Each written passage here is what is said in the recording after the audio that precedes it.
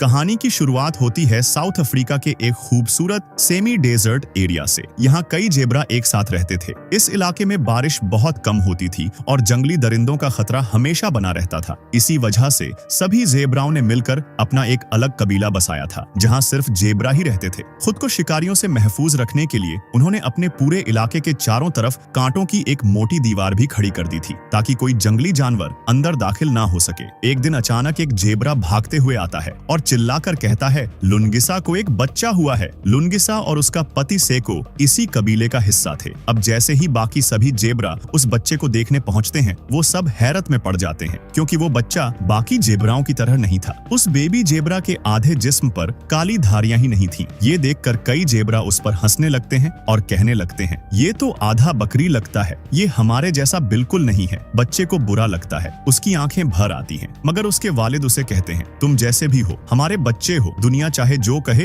हम तुम्हारा ख्याल रखेंगे। यहीं पर लुनगिसा उस बच्चे का नाम खुम्बा रखती है। खुम्बा का मतलब होता है कभी हार न मानने वाला। अपने नाम का मतलब सुनकर खुम्बा के चेहरे पर पहली बार मुस्कान फैल जाती है, लेकिन वहीं कुछ जेब्रा फुसफुसाते हैं, ये बच्चा मनहूस है, इसकी वजह से कबीले पर आफत आई है। कुछ और कहते हैं, इसके आधे स्ट्राइप्स का मतलब है कि ये शैतान का अवतार है, बारिश इसी के कारण रुक गई है, इसके पैदा होते ही हमारा तालाब सूखने लगा। यहाँ हमें पता चलता है कि यह कबीला कभी अपने इलाके से बाहर नहीं जाता था। बाहर शेरों, चीता और लकड़बग्घों का खतरा था। उनके लिए एक छोटा सा तालाब ही पानी का अकेला जरिया था और उसी के सहारे उनकी जिंदगी चल रही थी। मगर इस बार गर्मी इतनी बढ़ चुकी थी कि तालाब तेजी से सूखने लगा था। इसलिए कबीले में फैसला लिया गया कि अब सभी जेब्रा दिन में सिर्फ एक बार पानी पिएंगे, ताकि तालाब कुछ और दिनों तक चल सके। समय गुजरता गया, गर्मी बढ़ती गई, पानी घटता गया और हर सूखे दरार के साथ कबीला खुम्बा को ही कोसता रहा। एक दिन खुम्बा पानी पीने तालाब पर जाता है, जहाँ बाकी जेब्रा उसे देखकर चिढ़ाते हैं, देखो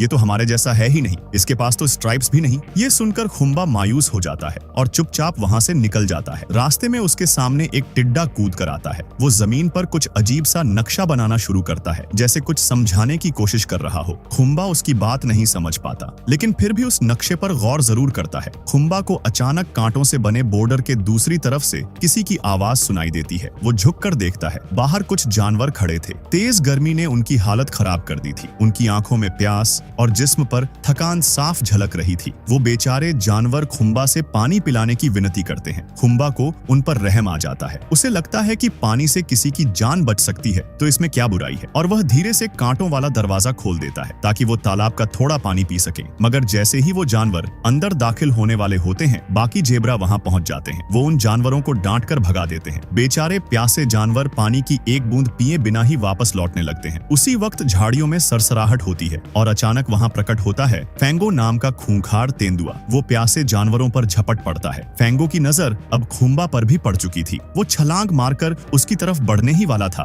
कि तभी खुम्बा के वालिद तेजी से दरवाजा बंद कर देते हैं। फेंगो की टक्कर कांटों से होती है और वह गुर्राता हुआ पीछे हट जाता है। इसके बाद पूरा कबीला खुम्बा पर टूट पड़ता है। उन्हें लगता है कि आज उसी की वजह से फेंगो अंदर आने वाला था और सबकी जान खतरे में पड़ सकती थी। खुम्बा चुपचाप गम में डूब जाता है। उसे अपनी जगह खुद ही गिल्टी महसूस होने लगती है। वो कबीले से दूर जाकर अकेले बैठ जाता है, खुद से नाराज। उसी दौरान उसकी माँ उसके पास आती है। बेटे के चेहरे पर उदासी देखकर वो उसे एक पुरानी दास्तान सुनाने लगती है। वो कहती है, हजारों साल पहले यहाँ सिर्फ जेब्रा रहते थे। उनके जिस्म पर कोई काली धारियां नहीं थी, लेकिन एक दिन एक जेब्रा को खेलते खेलते एक जादुई तालाब मिला। उस तालाब में नहाते ही उसके जिस्म पर काली स्ट्राइप्स उभर आईं। फिर धीरे धीरे बाकी जेब्रा भी उसी तालाब में उतर गए और सबके जिस्म पर वही धारियां बन गईं। कहानी सुनते सुनते खुम्बा की आंखें चौड़ी हो जाती हैं। उसे कुछ याद आता है। वो फौरन वहां से उठकर उसी नक्शे की तरफ भागता है जिसे वो टिड्डा पहले जमीन पर बनाकर गया था। खुम्बा को यकीन होने लगता है कि वो नक्शा दरअसल उसी जादुई तालाब का रास्ता दिखा रहा है। नक्शा देखकर खुम्बा के दिल में पहली बार उम्मीद जगती है। शायद वो भी बाकी जेब्रा की तरह बन सकता है। शायद उसके जिस्म पर भी पूरी काली स्ट्राइप्स उभर आए। शायद उसे भी कबीले में कबूल किया जाए। वो अपने सफर का इरादा करता है, लेकिन उससे पहले आखिरी बार माँ को देखने जाता है। मगर वहाँ पहुँचते ही खबर मिलती है, उसकी माँ अब इस दुनिया में नहीं रही। खुम्बा की दुनिया एकदम उजड़ जाती है। माँ के जाते ही उसका दिल भर भराकर टूट जाता है, लेकिन उसका कबीला बेदर्द था। वो इस मौत का इल्जाम भी खुम्बा पर डाल देता है। मनहूस, तेरी वजह से तेरी माँ भी चली गई। इतना दर्द, इतनी तौहीन और इतने इल्जाम। खुम्बा आखिरकार अपने कबीले को छोड़ देता है, दिल में माँ का गम और दिमाग में वही मैप लिए। वो उस जादुई तालाब की तलाश तलाश में निकल पड़ता है। सफर शुरू होता है। रास्ते में उसे एक लोमड़ी मिलती है, चालाक, शब्दों का जादूगर। उसका नाम स्काल्क था। स्काल्क उससे कहता है कि वह उस जादुई तालाब का रास्ता जानता है। भोला खुम्बा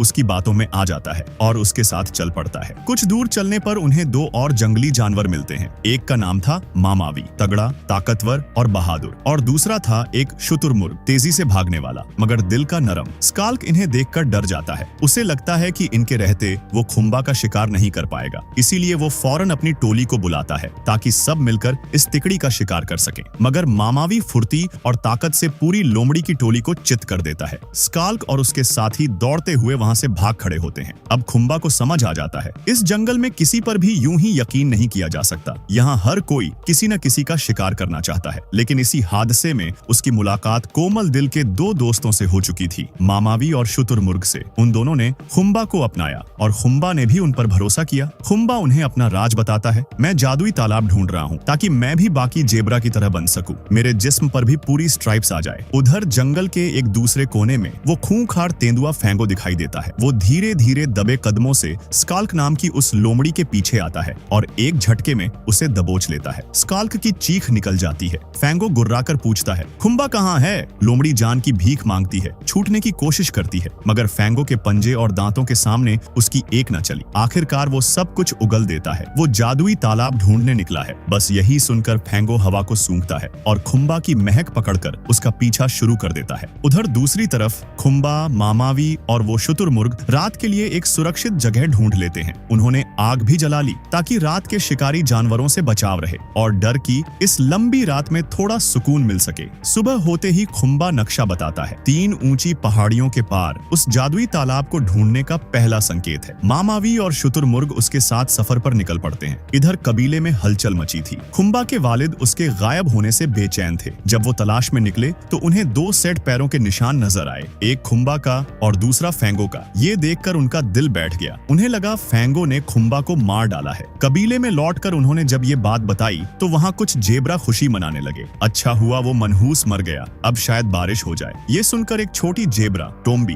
तपाक से बोल उठी, ये कैसी बात कर रहे हो डैड? वो मेरा दोस्त था। उसकी आंखों में इल्जाम नहीं बल्कि एक दोस्त के लिए सच्चा दुख था। दूसरी तरफ लंबा सफर तय करने के बाद खुम्बा और उसके दोस्त आखिरकार उस तालाब तक पहुंच जाते हैं। खुम्बा के चेहरे पर पहली बार उम्मीद की चमक दिखती है। सबसे पहले शुतुरमुर्ग तालाब में कूदता है। वो बाहर आता है मगर उसके जिस्म पर कोई स्ट्राइप्स नहीं बनती। खुम्बा के दिल में एक ख्याल आता है, शायद ये जादू सिर्फ जेब्रा पर काम करता हो। वो भी पानी में उतरता है, लेकिन पानी से बाहर आते ही उसका चेहरा गिर जाता है। जैसा उसने सोचा था वैसा कुछ नहीं हुआ। उसके जिस्म पर एक भी नई स्ट्राइप नहीं बनी। पास खड़े कुछ जानवर जोर से हंसते हैं। अरे ये तो हमारा प्रैंक था, यहाँ कोई जादुई तालाब नहीं। उनकी हंसी उसके दिल पर पत्थर की तरह गिरती है। तभी वहाँ इंसानों का एक झुंड पहुंच जाता है जो टूरिस्ट्स होते हैं। वो खुम्बा को देखकर हैरान रह जाते हैं क्योंकि उन्होंने आज तक ऐसा जेब्रा नहीं देखा था। वो अपने कार में बैठकर खुम्बा का पीछा करने लगते हैं, उसे पकड़ने के इरादे से। खुम्बा जान बचाकर दौड़ता है मगर आखिरकार इंसान उसे पकड़ ही लेते हैं। एक खरगोश ये सब देख रहा था। वो दौड़कर कार के फ्रंट मिरर पर चिपक जाता है। ड्राइवर का बैलेंस बिगड़ता है, कार पलटकर धूल में जा गिरती है। खुम्बा फौरन निकल भागता है। आखिरकार वो इंसानों की कैद से आजाद हो जाता है। अगले सीन में वही खरगोश खुम्बा के पास आता है और कहता है, जादुई तालाब की असली कहानी सिर्फ ब्लैक ईगल बता सकता है।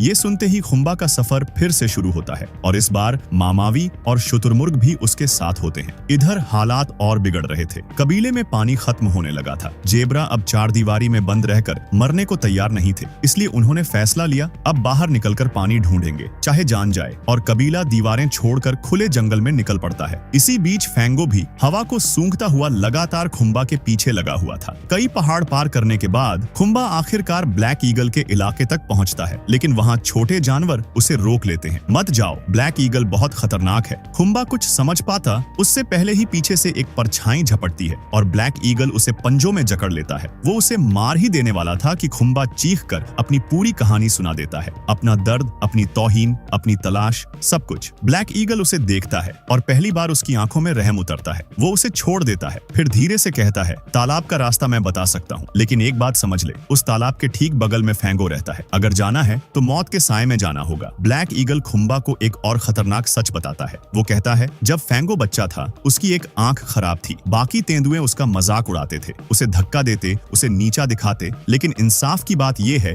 कि उसकी एक कमजोरी ने ही उसकी सबसे बड़ी खूबी को जन्म दिया। उसकी सूंघने की कुवत कई गुना तेज हो गई। आज वो दूर बैठे ही अपनी शिकार की महक पहचान लेता है। इसी वजह से वो अब जंगल के सबसे माहिर शिकारियों में से एक है। खुम्बा ये सब सुनकर सहम जाता है, लेकिन उसके सामने और कोई रास्ता नहीं था। अगर उसे अपनी पहचान और अपनी किस्मत बदलनी थी तो उसे उसी तालाब तक पहुंचना ही था। उधर वो छोटी गिलहरी, जिसने पहले इंसानों से खुम्बा को बचाया था, अब अपने साथियों के साथ मिलकर फैसला करती है कि वो भी खुम्बा के मिशन में उसका साथ देंगे। और इस तरह जंगल की कई छोटी बड़ी जानवर उसकी मदद करने निकल पड़ते हैं। इसी दौरान मामावी और शुतुरमुर्ग को पता चलता है कि खुम्बा उसी जगह जा रहा है जहाँ फैंगो का अड्डा है। वो दोनों उसे रोकते हैं। खुम्बा, ये खुदकुशी है। मगर खुम्बा उनकी एक नहीं सुनता। दिल में डर था, लेकिन इरादा उससे बड़ा था। वो दोनों को वहीं छोड़कर अकेला आगे बढ़ जाता है। कुछ ही देर बाद फैंगो वहां पहुंच जाता है। वो मामावी और शुतुरमुर्ग को दबोच लेता है। डर और खौफ के आगे वो दोनों खुम्बा का ठिकाना बता देते हैं। फैंगो बिना वक्त गंवाए खुम्बा की तलाश में निकल पड़ता है। उसके जाते ही मामावी की आंखों में शर्म उतर आती है। वो कहता है, हमने अपने दोस्त को अकेला छोड़ दिया, ये सही नहीं था। और दोनों फिर से खुम्बा की मदद के लिए निकल पड़ते हैं। दूसरी तरफ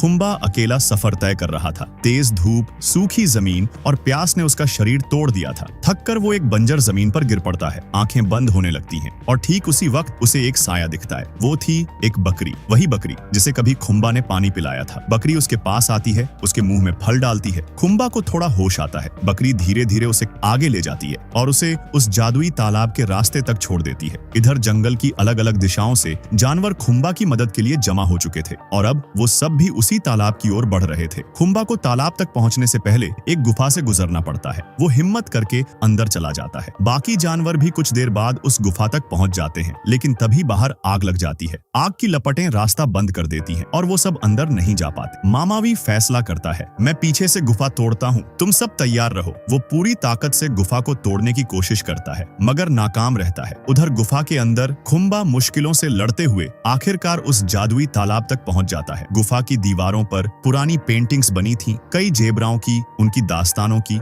उसी वक्त पीछे से एक गुर्राहट गूंजती है। फैंगो आ चुका था। खुम्बा डर के मारे जैसे जम जाता है। फैंगो धीरे धीरे आगे बढ़ता है और कहता है, सालों पहले एक भविष्यवाणी हुई थी, एक आधे स्ट्राइप वाला जेबरा पैदा होगा, उसे खाकर मैं अपनी आंख वापस पालूंगा और फिर पूरा जंगल मेरे आगे झुकेगा। ये सुनकर खुम्बा का खून सूख जाता है। वो मुड़कर भागता है, मगर फैंगो उस पर झपट पड़ता है। खुम्बा जान बचाने के लिए तालाब में कूद जाता है। फैंगो भी पीछे से पानी में छलांग लगा देता है। तालाब के अंदर दोनों के बीच जबरदस्त हाथापाई शुरू हो जाती है। तालाब के अंदर दोनों की भिड़ंत जारी थी। पूरा तालाब गूंज रहा था। इस लड़ाई की वजह से गुफा की दीवारें हिलने लगी, कमजोर चट्टानें दरकने लगी और अचानक गुफा का मुंह टूटकर खुल गया। जमीन हिल उठी और गुफा के दूसरी तरफ से तेज धार में पानी बाहर बहने लगा। सारा जंगल हैरत से इस नजारे को देख रहा था। जानवरों ने देखा कि खुम्बा और फैंगो एक खतरनाक चट्टान के किनारे पहुंच चुके थे। फैंगो दहाड़ते हुए छलांग मारने वाला था, तभी खुम्बा पूरी ताकत से चट्टान को धक्का देता है। चट्टान टूटती है और फैंगो नीचे गहराई में गिर जाता है। उस पर बड़े बड़े पत्थर गिरते हैं और वहीं पर उसका अंत हो जाता है।